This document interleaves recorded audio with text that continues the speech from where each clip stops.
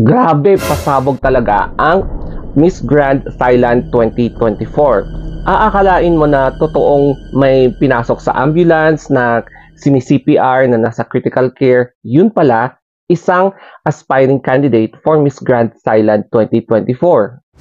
Siyempre, as a healthcare worker mismo, akala ko talaga may emergency na eksena. Tapos yun pala, hinubad ni ate yung kanyang gown, tapos inalis niya yung kanyang mga IV, and naka-gown siya at nakaayos, ready for registration sa Miss Grand Thailand 2024. And ito pa, yung ibang angle ng video.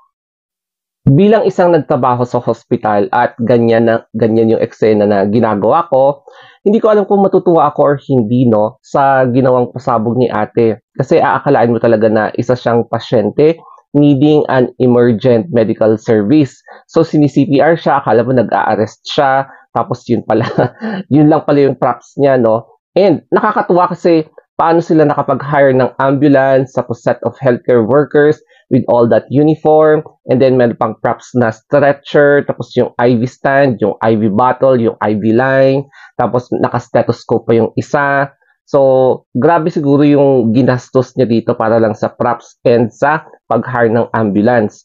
And kung dito sa Pilipinas gaganapin to, malamang sa malamang subjected to ridicule, criticism si ate. Kasi nga, magkakaroon siya ng insensitive remarks regarding itong pag-hire na ng ambulance, and yet maraming tao ang nangangailangan ng ambulance para lang maisalba yung buhay ng kanilang loved ones na in need of an emergency medical care. Pero kay ate, pampasabog lang pala to para sa kanyang opening na remarks o kineme sa pagsali niya sa Miss Grand Thailand pala. Disclaimer muna, I am not against itong aspiring candidate for Miss Grand Thailand bago pa mag-register, kasi dapat munang pag-isipan mabuti kung ano yung mga ipapasabog para hindi kayo ma-subject for ridicule or criticism dahil sa mga props na ginagamit. Kaya follow me na lang sa IG before we continue the story of Anthony. Ayan po. Ito na ang ating reaction.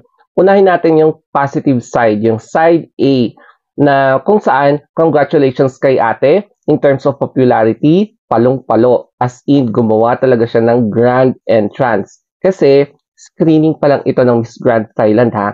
So, with this particular popularity, magaling yung concept niya, ang ganda ng pagkaka-deliver, parang realistic na akalain mo yon, pwede ka palang magpa-screen sa isang national pageant na deambulansya. Tapos sini-CPR pa siya, tapos naka-lab gown. O, di ba? Yung props, as in, may ambulance pa, healthcare workers, may paraphernalias na medical paraphernalias, parang pasabog talaga yung entrada niya sa screening ng Miss Grand Thailand 2024. O, di ba? So, siguro nakatulong ito sa kanyang popularity as a potential candidate and para mapansin yung kanyang pasabog. And syempre, to elevate once again the brand of Miss Grand. However, ito naman yung negative side. So, mapapansin natin na gumamit siya ng ambulance and pwede po siyang masubject to ridicule, to criticism. Kasi nga, di ba, merong libo-libong mga tao din sa Thailand na nangangailangan din ng emergency medical service.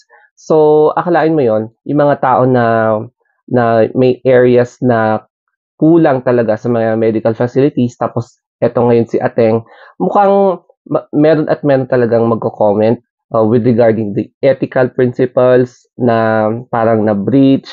Tapos, kapag healthcare worker si Ateng, masasubject talaga, magko-question talaga yung kanyang integrity or credibility as a healthcare profession, na pwedeng at risk yung kanyang lisensya dahil gumamit siya ng mga ganyan na props, no? Pero syempre, ibahin natin yung sitwasyon sa Thailand, ibahin natin yung sitwasyon dito sa Pilipinas. Pero kapag sa Pilipinas nangyari to, sangkatutak na criticism at pwede pa siyang ipatawag ng Senate.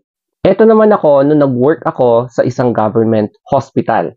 So I am very happy and proud na nagkaroon ako ng pagkakataon to serve and protect the public against invasive microbes. So, nangyari yan during pandemic, no? Nagkataon na pandemic, open yung hospital. So, nag-apply ako. And, hindi ko rin inaasahan na na-assign ako sa COVID ward, no? So, during that time, mapapansin niyo talaga yung kasuotan ko talaga, naka full gear na hindi N95, hindi naka-surgical mask, kundi talagang naka-gas mask talaga kami, no? And then naka-face shield and naka-full PPE talaga kami. So, ang init-init.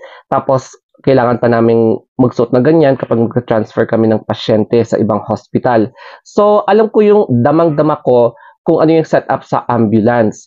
And, hindi madali ang trabaho ng isang healthcare worker, no? Magbubuhat ka, mag-endorse ka, tapos ikaw pa yung shock absorber kapag yung personality ng doktor or ng ibang nurse na kasama mo ay parang may tililing din. So, syempre nakaka-pressure, nakaka-stress. And yet, makikita mo dito, ginawa nilang props ang isang ambulance, ang medical paraphernalia, mga healthcare workers, just for entertainment purposes. So, marami talaga magre-react dito na healthcare workers, no? And kapag Pilipinas ang ginawa dito, or kapag sa Pilipinas nangyari to, katakot-takot siguro na siguro criticisms ang ma-receive ng potential candidate na to. So, take note ha, for registration purposes muna ito na kailangan nilang gumawa ng pasabog para siguro plus points para makuha as an official candidate sa Miss Universe or sa Miss Grand Thailand 2024. Mahaharap ba si ate sa investigasyon? Well, tignan na lang natin in the future.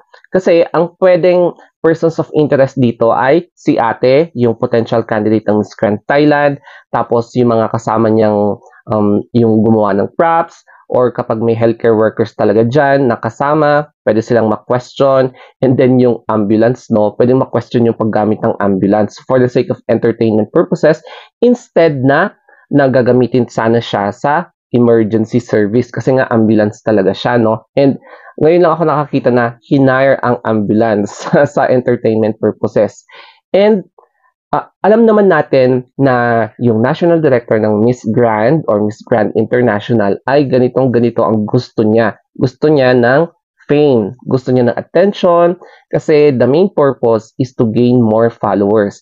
Kaya nga, nag-succeed si ate sa paggawa ng video na ito na kung saan umabot talaga sa milyon yung mga ibang nakita ko na views, no? Kasi parang this is parang bago sa mata natin na pwede palang gamitin ang ambulance sa mga ganitong klaseng eksena, no?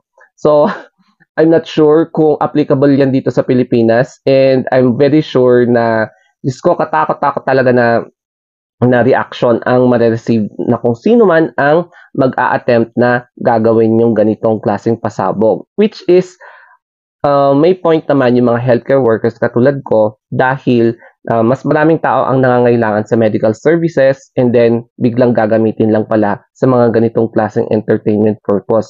So parang maka-question talaga kung sino yung gumawa ng concept na yan and yung candidate na nag-execute ng planong ito. Tsaka tatawanan lang ito ng mga admins o kaya national director ng pageant kasi ang pinaka-goal talaga nila is for fame and popularity ng kanilang brand. Kaya marami naman silang pera in any case na magkakaso ang mga bashers sa kanila dahil sa ganitong klaseng props. Kaya sa mga candidates na siguro nanonood sa vlog na to, it is also important na maging mapanuri or maging sensible sa mga props na gagamitin para sa pampasabog in the future kapag sasali kayo.